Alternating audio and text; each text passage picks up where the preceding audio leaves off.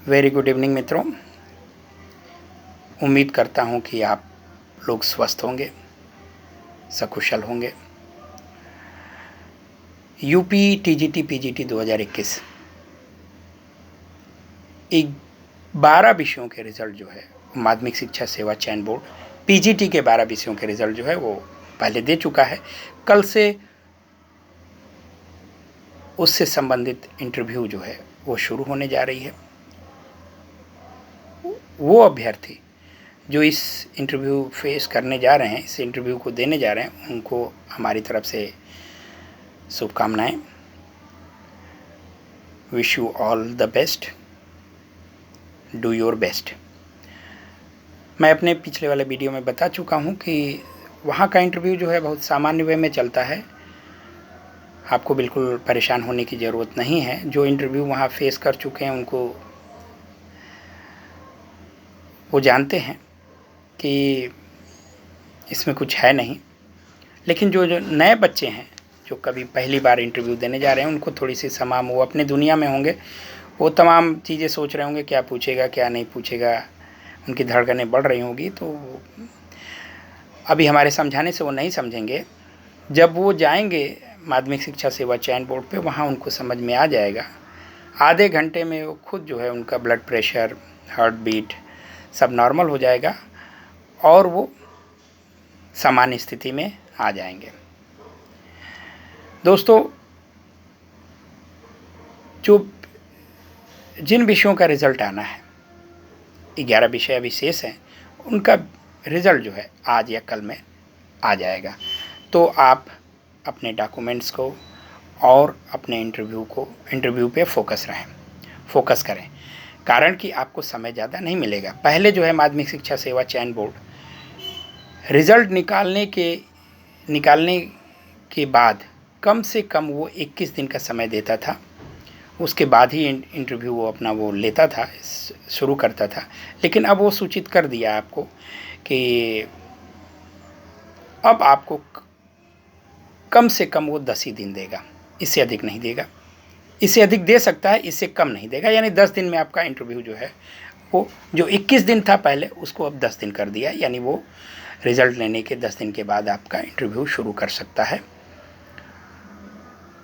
वही वो करेगा क्योंकि समय कम है, 31 अक्टूबर डेडलाइन है। और माध्यमिक शिक्षा सेवा चयन बोर्ड अपने सारे कर्मचारियों को, अधिकारियों को ये संदेश दे रखा है, ये सूचना दे रखी है कि 31 अक्टूबर तक उनको कोई छुट्टी नहीं मिलेगी। इवन संडे को भी काम चलता रहेगा।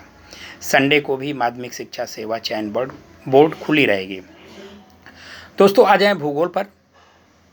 भूगोल की कट ऑफ वही है, 80 से 83 के बीच में कट ऑफ रहेगी। इससे अधिक जाने की कोई चांस नहीं है, नो चांस एट ऑल।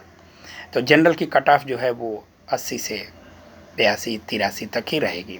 80 हो जाए, 81 हो जाए, 82 हो जाए, मैक्सिमम 83। तो आप निश्चिंत रहें। 1-2 क्वेश्चन हो सकता है कम भी चला जाए, लेकिन मेरा जो अनुमान है वो 80 से 82 के बीच में है। आज भी वही है। ओबीसी का एक क्वेश्चन अधिक चला जाएगा, या तो 82 से 84 के बीच चला जाएगा।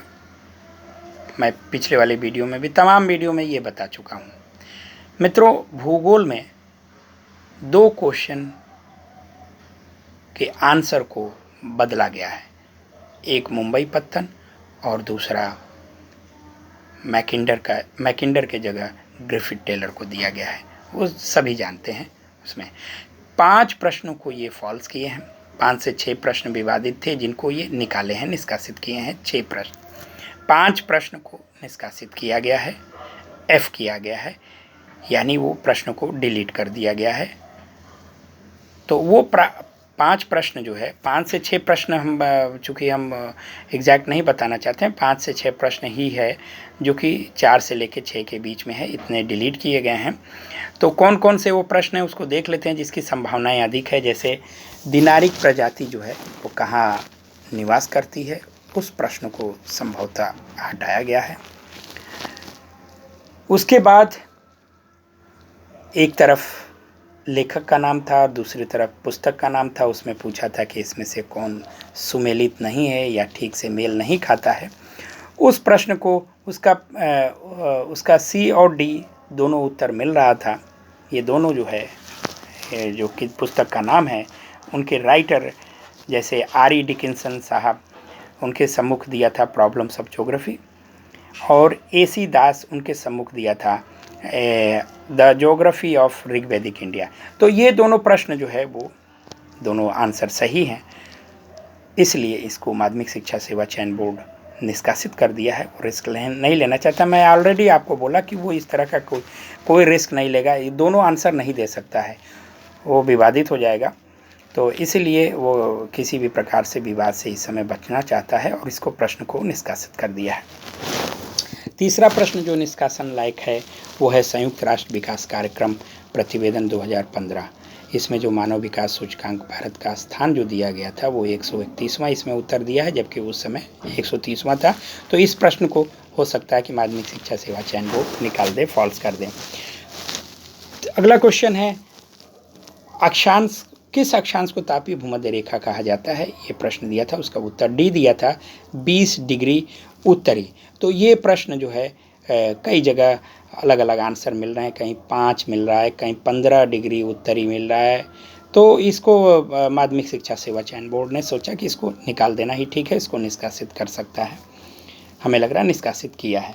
और अगला प्रश्न है ऊष्मा का हस्तांतरण। तो ऊष्मा का हस्तांतरण, ये प्रश्न बहुत विवादित है। इसमें संचालन दिया है, संचालन अगर देता कि ऊष्मा का हस्तांतरण ठोस वस्तुओं में, ठोस पदार्थों में किस प्रकार से होता है, को क्या कहा जाता है, अगर ये देता तो संचालन सही था। लेकिन ये ऊष्मा का हस्तांतरण, तो इस जो चारों ऑप्शन दिए हैं वो लगभग सभी सही लग रहे हैं, इसलिए ये प्रश्न निकाल देगा माध्यमिक शिक्षा सेवा चयन बोर्ड। अगला है, कौन सा एक सुमेलित नहीं है, जिसमें केंद्र शासित प्रदेशों का नाम दिया था एक तरफ और दूसरी तरफ उनकी साक्षरता का प्रतिशत दिया था।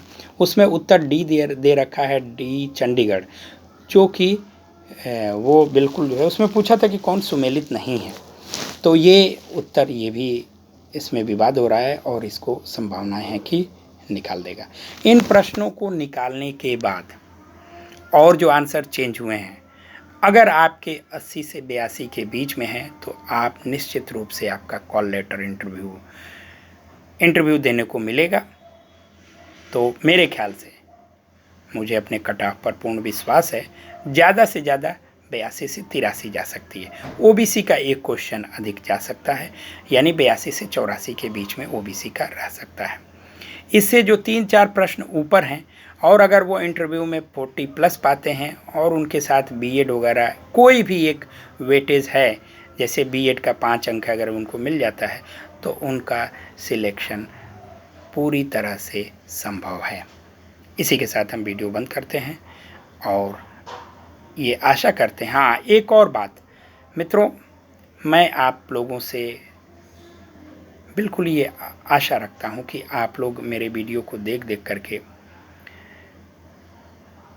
फर्म डिटर्मिनेशन के हो जाएंगे, पेशेंस आपके अंदर आ जाएगा और इंतज़ार करना आप सीख लेंगे।